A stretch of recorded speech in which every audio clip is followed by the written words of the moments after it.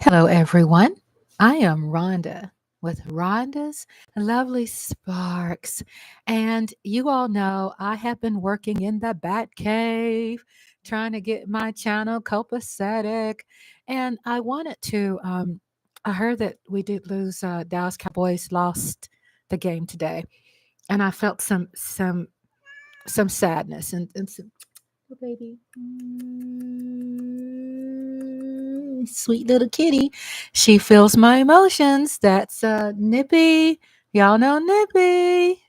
I wanted to share something with you. It's 3 o'clock in the morning, and I wanted to share something with you, and hopefully you can take this with you, and probably it will inspire you. And the cats are like over there doing their thing as cats always do. Let me give you some inspiration. I know you all are waiting for that. I wrote this morning, and I'm going to share with you what I wrote because it touched my heart. This is my thoughts. Again, welcome.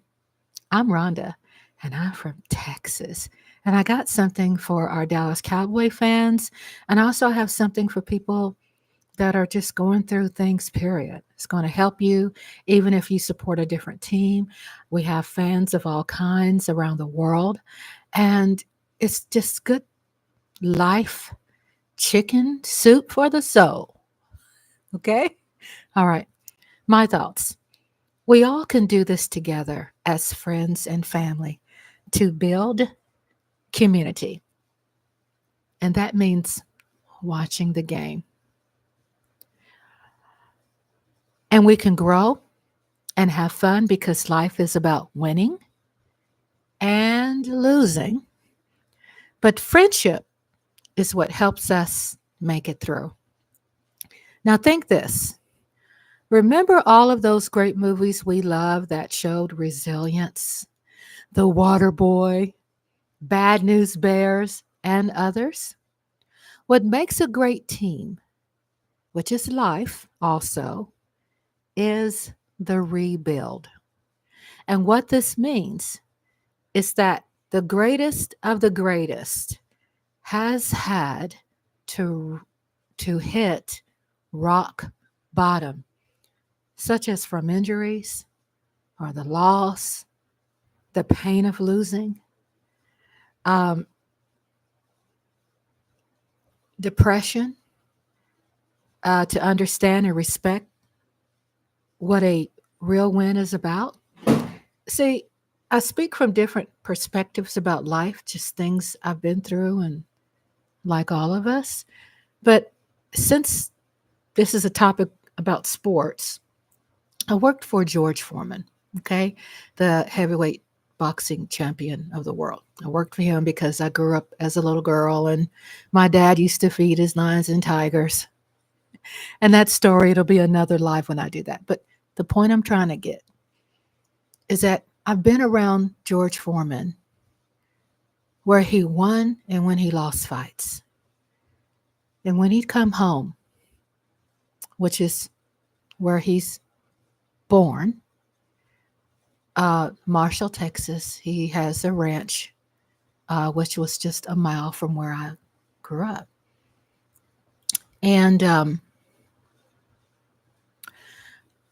it kind of gets me pausing because it takes me back to those memories. Whether he won or lost the fight, he would come back home and his face was just distorted, right? From boxing. You know, when we see them right after the fight, they're fresh from the fight. But people don't know that after a fight, like our football team, after the game, after the fight, boxer George Foreman looked, I mean, just swollen. You couldn't see his eyes, you couldn't see his mouth. It was just swollen, black eyes. He could barely walk. It was just, it's just hard to explain. The point I'm trying to make with that is that we as fans don't really think about that part. And this is to also give us a different perspective. And let's say that we know this, but be patient with me. Wait till the end. And you're going to hear something that's going to get you there, right? So be patient. Let's get through this together.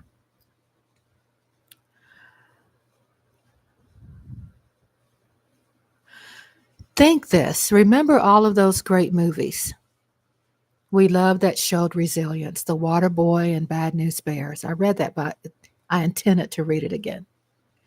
What makes a great team, which is life, is the rebuild. And what this means is that the greatest of the greatest has had to hit rock bottom, such as from the injuries, the loss, the pain of losing, the depression, to understand and respect what a win, a real win, is about. What that means basically is to understand a real win is to unfortunately suffer from those injuries. I know a lot of people are tired of hearing all of that's a part of the process, but it is. It is. As we watch games and these great gladiators giving up their lives for the game, we also must understand that there is life behind the gear. Some people die. Some people, fighting with the divorce, or they just got engaged, just got married. Um, some have podcasts, some have cooking shows, and so forth, right? Life goes on, and people must find a way to keep on moving on. It's the plan, it's our evolution. Today, honestly, the culture is so easy and fabricated, and an entitlement type of attitude because parents had instilled in them a better way of life for which they are probably clueless and it's not their fault. But isn't that we must learn how to lose without being angry?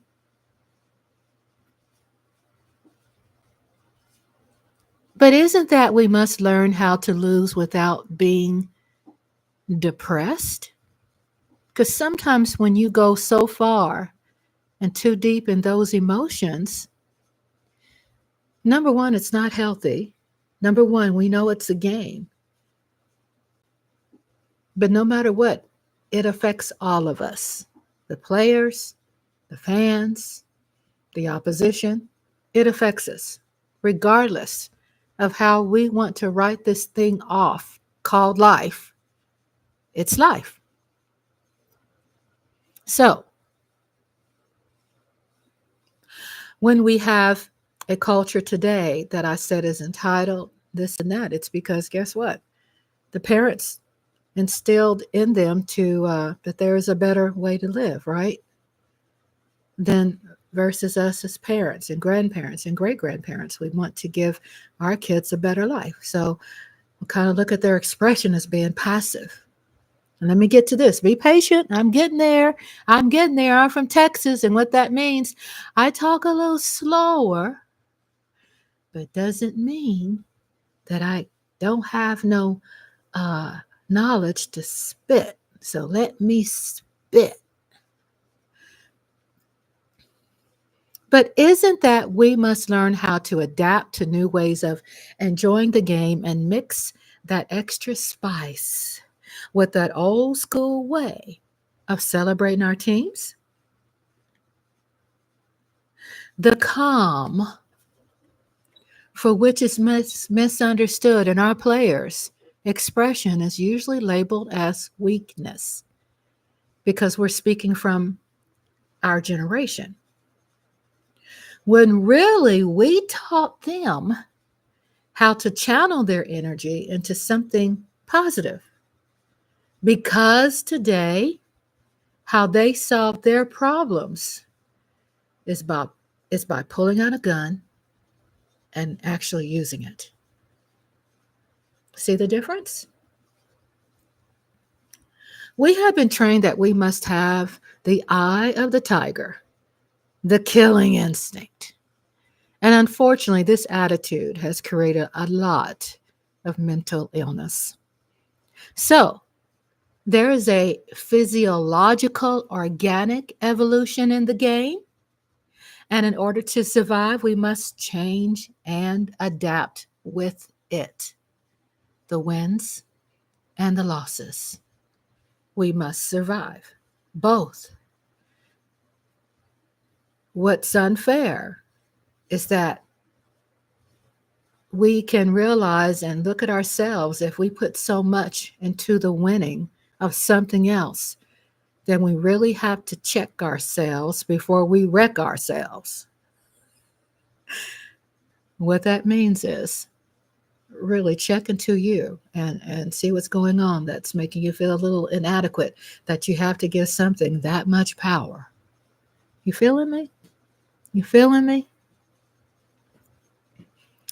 Our players appear to us as nonchalant, non-emotional, when in reality they have been taught to channel their anger in another way in order for them to survive today. Back in the day, competitors understood what loss was, right? Because uh, they were painful. There were painful times. And to be honest, we really don't want to go back there. We can keep talking about the good old days, but we really don't want to go back there. But we can learn to honor the football gods, ones who might still be alive and the ones who are not. The social disparities that they endured, let's don't forget that. The grainy contracts, working out was gravely tough. And with that primitive equipment, they had rusty screws, wood replacement to repair. And we'd be complaining today without safety cushioned covers and hand sanitizer, right? We extra today. Thinking back, they didn't have great pain meds at that time or approved steroid and plasma injections. And let's don't forget, the talk was rough in that day, slanging around the N word and those good old racially insensitive words that they used to coach us, them. Honestly, I don't believe that Jerry understands the hard lesson that there's greatness in humility. And it could be that his therapist is telling him not to ever relive humility. Hmm? Jerry's stubbornness is his survival. And we can't lean on him to rescue us because he's using his lifeline. That's his personal story, right? We must take ownership of our own cleansing, which means to stand on our own feet and support the players like we used to back in the day. And let me give you an example how we did that. Remember in baseball, those baseball cards? We collected and we cherished them, didn't we? Yeah, I collected baseball cards. And the cereal boxes back in the day, they had the baseball cards, right? That was the prize. We understand our players. We're fans, for goodness sake. We have to get back to that, right? Even before, I'm going to share a personal quick story before I end and before I go, but I'll be back.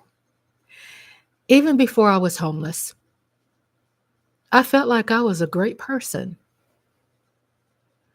But actually, experiencing homelessness, it taught me, excuse me, water break.